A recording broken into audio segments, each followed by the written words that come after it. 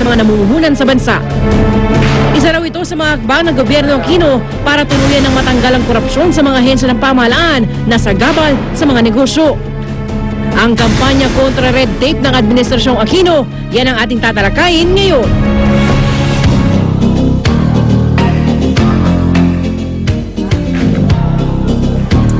At kausapin agad natin sa pamamagitan ng telepono, Civil Service Commission Chairman Francisco Duque III. Good morning, Chairman. Ay, magandang umaga sa iyo, Igan, at sa lahat ng inyong mga tagapanood at tagapakinig. Lumilitaw yung mabagal daw na bureaucracy sa bansa, yung unti-unting dahilan ng mga investor, kaya ayaw pumasok. Anong mga solusyon dito na nakita nyo, Chairman? Well, atin na puspusan na isinusulong yung Anti-Red Tape Act of 2007. Opo. At simula nung ako'y naluklok nung nakaraang taon, ay marami na akong mga binisitang mga ahensya upang ipaalala sa kanila na may batas tayo na kinakailangan nilang ipatupad. At kung hindi, sila'y mananagot at may mga provisions ng batas na pwede silang kasuhan. At dito nga sa batas na ito, maganda dahil pati yung anti-fixing ay talagang isinusulong at ang fixing activities ay criminalized na ngayon. Okay, Pwede okay. kang makulong. Yun nga tanong ko, ano ba ang lagay sa ating mga government agencies? Well, meron kasi tayong isinasagawang report card survey, no? Opo. Bahagi ito ng anti-red tape law. At ang report card survey na ito, nagpapakita na sa taong 2011 ay mga 27 ang pagsak dito sa report card survey. Wow, oo. Oo, so marami-rami ito at ito ang amin mga pinupuntahan at kinakausap itong mga hepe, ang kanilang mga pinuno, at binibigyan namin sila ng abiso at warning na tutulungan namin sila kung paano nilang epektibong maipatupad ang batas.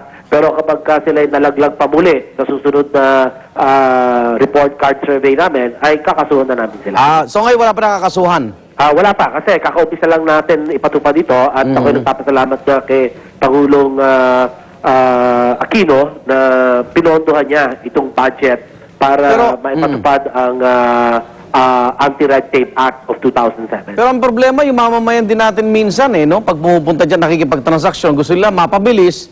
So parang willing victim silang maglagay. Oh. Yun ang masama. Kaya nga, meron tayong solusyon dyan. Ito yung Citizens Charter na kinakailangan ayon sa batas, nakalagay ang mga proseso, nakalagay kung magkano sisingilin, sino ang mga taong responsible para sa mga proseso na to, at kinakailangan may ID kang malaking kitang-kita, at kailangan no lunch break policy, at meron kang help desk. Kaya lahat ng mga elemento ng batas ay kinakailangan na kitang-kita. Okay. Oo. Mensahe na lang po sa publiko at hotline para tawagan kung may mga lumalapit sa kanilang fixer, Chairman. Sige, ito ho, maganda. At naging batayan din namin ang mga pagpunta namin sa mga ahensya na tinitingnan namin ang kanilang pagpapatupad ng anti-red tape. Ay yung mga kanilang tawag at mga reklamo, ito ho yung hotline natin, ano? Sige po. 0917-839-8272 at saka 932-0111. Okay. Pa-flash namin yan lagi para may sumbungan yung ating mga mamamayan. Tama ho, at nakakatulong ho yan para matukoy namin kung sino yung mga dapat namin na puntahan at ma-inspeksyon, at binibigla namin yung inspeksyon namin unannounced. Opo. Chairman, salamat ha. Good luck. Maraming salamat, Igan. Thank you. Civil Service Commission Chairman Francisco Duque III, po ating talakayan. Huwag kayong maging biktima ng mga fixer, ha? Magbabalik ang unang irit.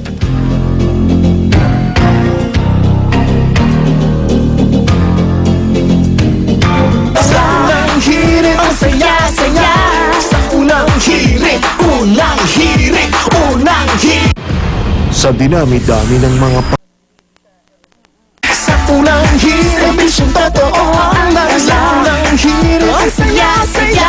Sa unang Art, happy birthday muna kay Nigel Matthew de la Cruz, anak ni Roger de la Cruz. And happy birthday, Mr. Sir Boy and Miss Connie Atienza, happy birthday. Happy birthday. And happy anniv. Happy anniversary. Yeah, wedding Advance anniversary. wedding anniv. Nako, at Happy ito, happy ka talaga, Lynn. Yes, super. Sobrang dami po talaga ng tourist spots sa Paris. Kaya naman, itong si Lin Ching, may dagdag pang pasalubong po sa atin. Oo nga, after ng kanyang Notre Dame, Eiffel Tower at Champs-Élysées, naku, napadpad naman sa art na triumph ang mga cafes sa Yes, Paris. sa Arc de Triomphe tsaka sa cafe sa Paris. Yeah, marami akong napuntahan talaga, pati sa Chapelle napuntahan ko na rin. Kaya kailangan talaga Yeah. panoorin niyo yun. Yan. Ba't ang sarap magkape doon? no? Sarap magkape, sa tabi ka lang ako kumakape-kape ka. Totoo. Kaya eto, tunghayan muli natin ang Paris Adventures ng ating lakwatsyerang kabarkadang si Lynn. That's me! I love it! Ulit. Ulit na tayo.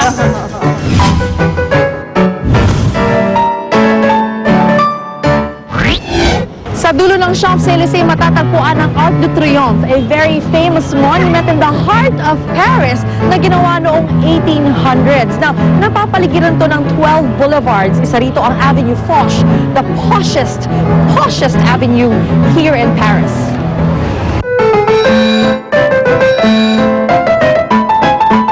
Nakamamangha ang laki ng arkong ito na isa sa pinakakilalang architectural monument sa buong mundo. May taas itong 164 feet at may lapad na 148 feet. Sinimulan itong itayo noong 1806 sa utos ni French Emperor Napoleon bilang pagbibigay pugay sa mga sundalong lumaban at namatay noong French Revolution at Napoleonic Wars. Kung kaya't nakaukit sa ilalim ng arko at ng mga pader nito ang mga pangalan ng mga general, pati na ang mga napanalo ng laban nila. Dito sa paanan ng Arc de Triomphe nakalagay ang Tomb of the Unknown Soldier. Isa po siyang sundalong lumaban at namatay noong World War I. Ito na rin ang tumatayong simbolo ng mga sundalong namatay sa World War I and II na kahit kailan na hindi na nakilala pa. At dahil paikot ng Arc de Triomphe ang daloy ng trapiko, takaw aksidente ito sa mga pedestrians. Bawal tumawid sa kalsada, as you can see, napakabilis ng takbo ng mga sasakyan. Kaya gumawa sila ng underground walkway para sa mga gustong pumunta sa Arc de Triomphe. Ang mga underground tunnels na ito ay mula lamang sa Champs-Élysées at Avenue de la Grande Armée. At kung gusto mo makita ang kagandahan ng Paris, pwede mo akitin ang Arc de Triomphe sa halagang 9 euros o katumbas ng 567 pesos kada tao.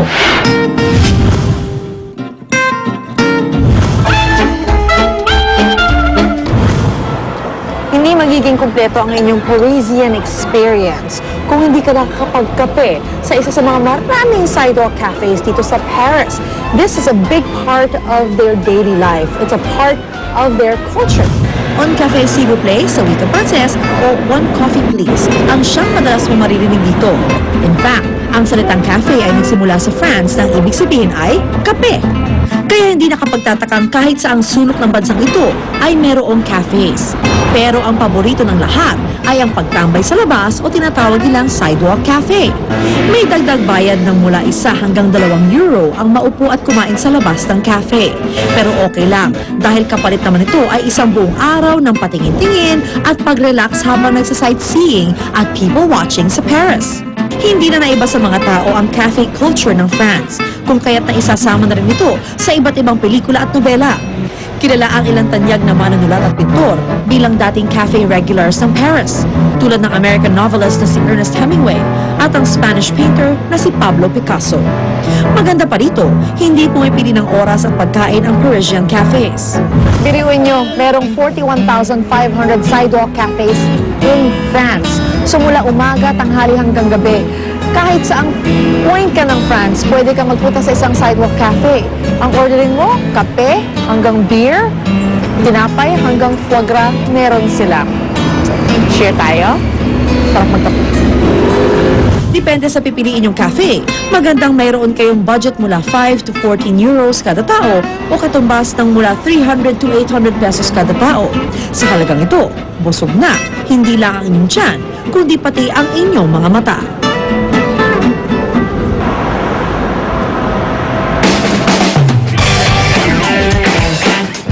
Wow, nice! Ano may kinain nilang pastillas? Lino, ano yung kinain mo? Masarap talaga ma-experience yung sidewalk cafe. Yes, Sa absolutely. Paris, no? The people watching. Parang hindi nga kumpleto yung pagpunta mo doon kung hindi ka man lang makakapagkape. Oh, yes. Oh, yes. Good morning, Kuya Good morning, Lar. Sue. Good morning sa inyong lahat. Yeah. Ito Manny Padama. Good morning. Good morning. Ang cafe, s'il vous plaît. Yan yung Aha. pag-order kayo doon. O ito, oras na para sa ating hot na showbiz chika ngayong umaga. Yan ay tungkol sa napipintong pagsasama ni Robin Padilla at Alger Abreu sa Wow. pelikula Abs Kung Abs. Kaya Abs naman, Kung Abs. marami ang nagtatanong kung hudyat na ba ito ng pagiging boto ni Binoy Oo kay Aljur para sa kanyang anak na si Kylie Padilla na balitang nagiging close sa Machete Star. Panoorin natin ito. Sa wakas ay tuloy na raw ang film project na pagsasamahan ni na Alger Abrenica at Robin Padilla. Hindi raw makapaniwala si Alger na siya ang piniling makasama ni Robin kahit may mga isyong lumabas noon na hindi raw boto sa kanya si Binoy para sa anak nitong si Kylie. Siyempre, finally natupad na rin yung isa po sa mga pangarap ko na makatrabaho po si Mr. Robin Padilla. Tsaka nakakatuwa po kasi ako po yung naging choice niya. Ibig kayang sabihin nito ay tinatanggap na ni Robin si Alger bilang kasintahan ni Kylie. Hindi ko alam eh. Hindi ko alam. Siya makapagsabi po niya. Pero kung ako naman kasi tatalungin, gusto ko na maging maayos sa lahat. Aminado si Alger na malaking adjustment daw ang gagawin niya para sa nasabing pelikula. Kailangan niya raw kasi ditong magpatawa. Napakalaking adjustment kasi comedy dito eh. Pero excited ako. Higit sa lahat, sobrang excited ako magtrabaho dito. Hindi ako na... Malaking adjustment pero walang tension, walang kaba. Kasi yun nga, na makatrabaho lang po si Robin. Si Robin Padilla, pati yung angkan ng mga Padilla. Halos lahat nakita ko nando sila. Isang malaki talagang karangalan na makasama sila. Unang hirit would like to thank Ensha Baila si Diaz. Unang hirit, ang saya-saya. Sa unang hirit. Pande Coco? Nakakaloko!